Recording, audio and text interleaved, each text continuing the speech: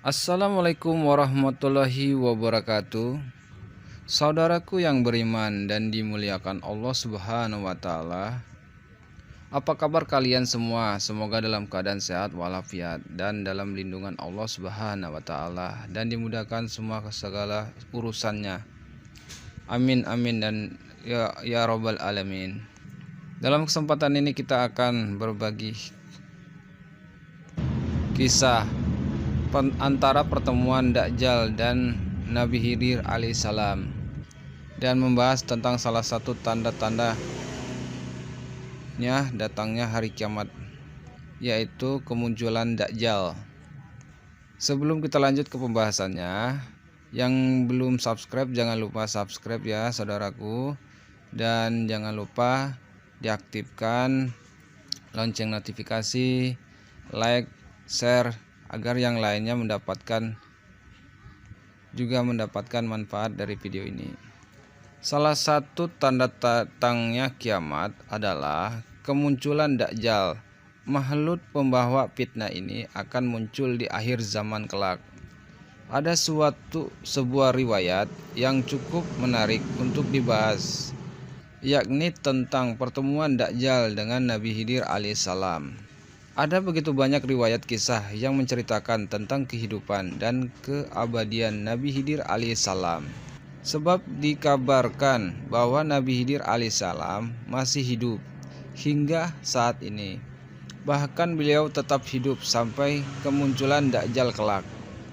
Riwayat tentang pertemuan Nabi Khidir alaihissalam dengan Dajjal, dan dikabarkan pula bahwa Nabi Khidir alaihissalam dipenggal lehernya oleh Dajjal. Awal mula kemunculan Dajjal merupakan fitnah terbesar yang akan terjadi di akhir zaman menjelang kiamat nanti. Dengan kemunculan Dajjal berarti sebuah tanda-tanda akan berakhir dunia ini. Dajjal akan datang dan mengaku sebagai Tuhan, pemilik surga dan neraka. Dajjal merupakan fitnah terbesar yang akan terjadi di akhir zaman menjelang kiamat nanti. Dengan kemunculan Dajjal berarti sebuah tanda-tanda berakhirnya dunia ini sudah dekat. Dan Dajjal akan mengaku sebagai Tuhan dan pemilik surga dan neraka.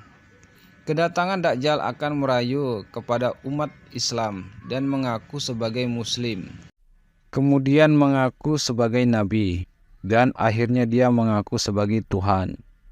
Imam Ahmad mengatakan Dajjal memiliki keledai yang bisa terbang. Lebar kedua telinganya.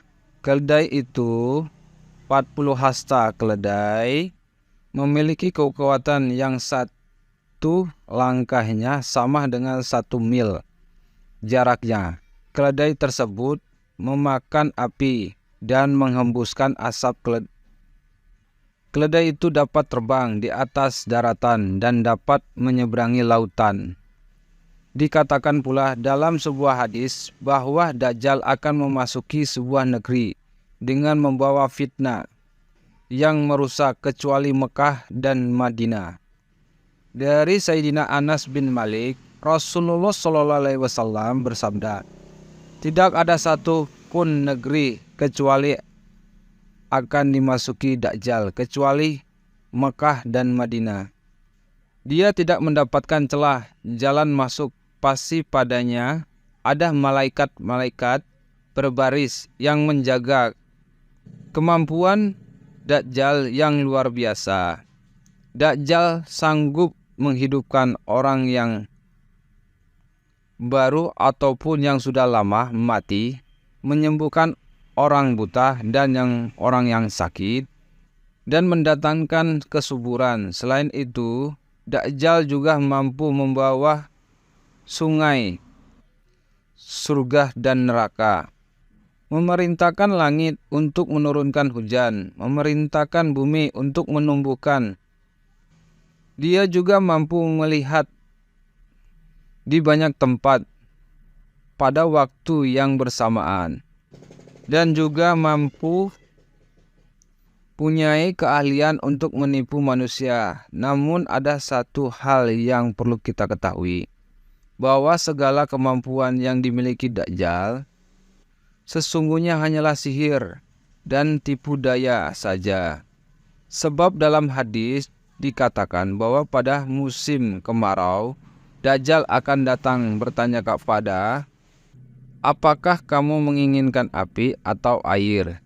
Jika menjawab air, itu maka maknanya adalah api yang diberikannya. Jika menjawab api, maka ia akan memberikan air.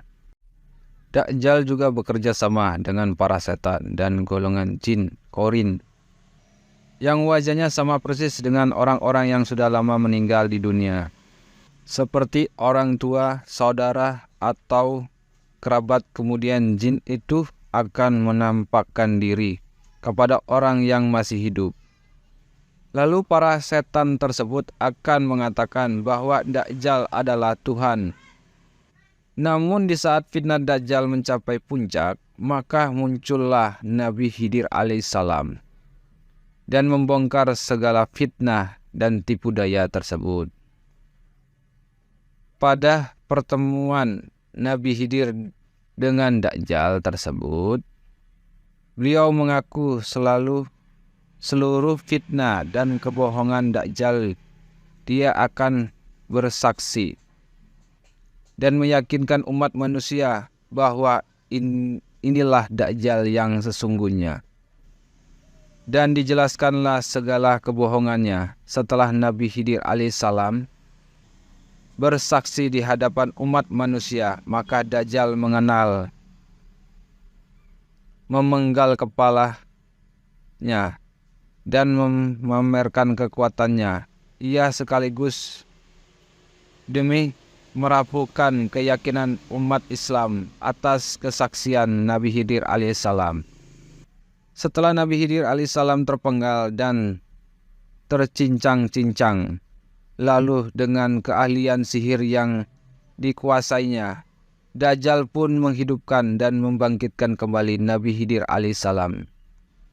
Lalu Dajjal dengan bangga berkata kepada semua orang yang menyaksikan kejadian itu, bukankah kalian sudah melihat kekuasaanku sebagai Tuhan? Kalian maka semakin yakinlah para pengikut Dajjal bahwa ia adalah Tuhan. Namun Nabi Khidir alaihissalam menentangnya dan bersaksi bahwa Dajjal bukanlah Tuhan.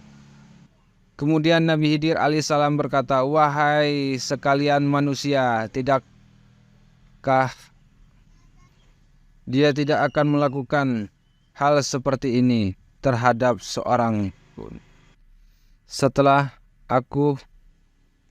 Kemudian Dajjal pun mencoba memenggal Nabi Khidir alaihissalam lagi untuk kedua kalinya.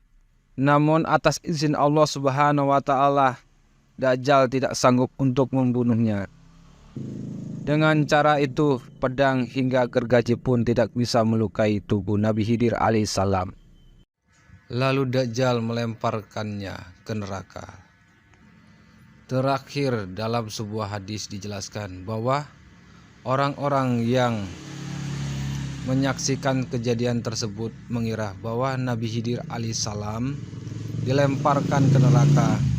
Maka dari itu Rasulullah Shallallahu Alaihi Wasallam pun segera menegaskan, padahal ia dilemparkan ke surga Allah Subhanahu Wa Taala. Derajatnya pun dimuliakan dan dia adalah syuhada yang paling agung di sisi Allah Azza wa Jalla. Setelah kejadian itu, barulah sebagian umat semakin yakin dan sebagian berpihak kepada Imam Mahdi. Rasulullah Shallallahu Alaihi Wasallam bersabda, pria ini adalah orang yang derajatnya paling dekat denganku, sekaligus syuhada yang paling agung di mata Tuhan semesta alam. Ajal Nabi Khidir alaihissalam ditunda sampai ia mengingkari Dajjal. Kutipan riwayat hadis di atas ialah dari Abu Sa'id Al-Khudri. Di dalam hadis itu, beliau mengatakan bahwa pria yang dibunuh dan dihidupkan itu adalah Nabi Khidir alaihissalam. Nabi Khidir masih hidup sampai hari ini. Kemunculan Dajjal dalam kalangan ulama terdapat perbedaan pendapat tentang Nabi Khidir alaihissalam. Sebagian ulama berpendapat bahwa ia masih hidup dan akan terus hidup. Tetapi sebagian lagi mengatakan bahwa Nabi Khidir alaihissalam telah wafat. Namun pendapat sebagian besar para ahli hadis mengatakan bahwa Nabi Khidir alaihissalam masih hidup hingga hari datangnya Dajjal. Kelak di dalam Sahih Muslim terdapat hadis yang menjelaskan tentang Dajjal yang tak bisa menembus Madinah. Lalu datanglah orang yang sebaik-baik manusia dan berkata, "Aku bersaksi bahwa engkau benar-benar Dajjal yang dikatakan Rasulullah SAW kepada kita." Lalu berkatalah Dajjal, "Bila kubunuh orang ini lalu dihidupkan kembali, apakah kalian masih mengeluh?" Mereka pun menjawab, "Tidak." Maka Dajjal membunuhnya lalu menghidupkannya kembali. Lalu berkatalah lelaki itu, "Aku semakin yakin bahwa engkaulah Dajjal." Maka Dajjal ingin membunuhnya lagi, namun Dajjal tak mampu. Maka berkatalah Abu Ishaq dalam riwayatnya bahwa lelaki itu adalah Nabi Khidir alaihissalam. Berkata pula Al-Muhammadid Al-Hafidz Imam Nawawi rahimahumullah, jumhur ulama mengatakan bahwa ia masih hidup sebagaimana dijelaskan dalam hadis. Keutamaannya dan mengenai kehidupan Nabi Khidir alaihissalam ini adalah kabar yang sahih.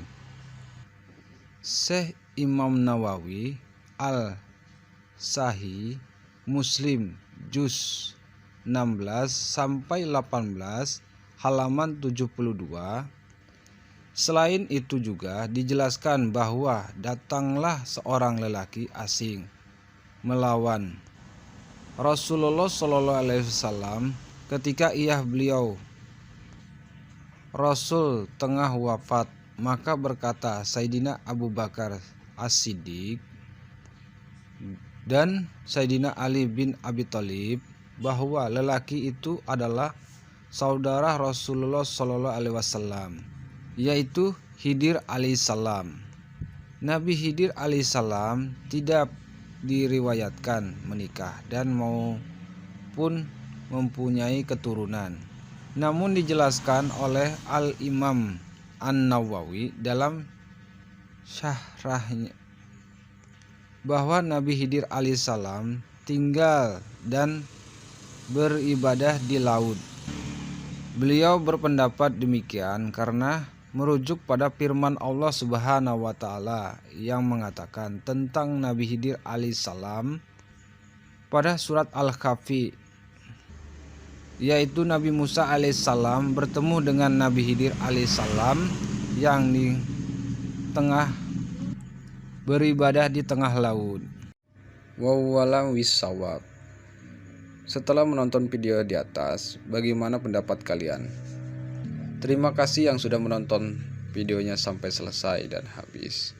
Semoga video ini menjadi manfaat untuk kita semua dan meningkatkan kita kepada keimanan kita kepada Allah Subhanahu wa taala. Amin amin ya rabbal alamin. Assalamualaikum warahmatullahi wabarakatuh.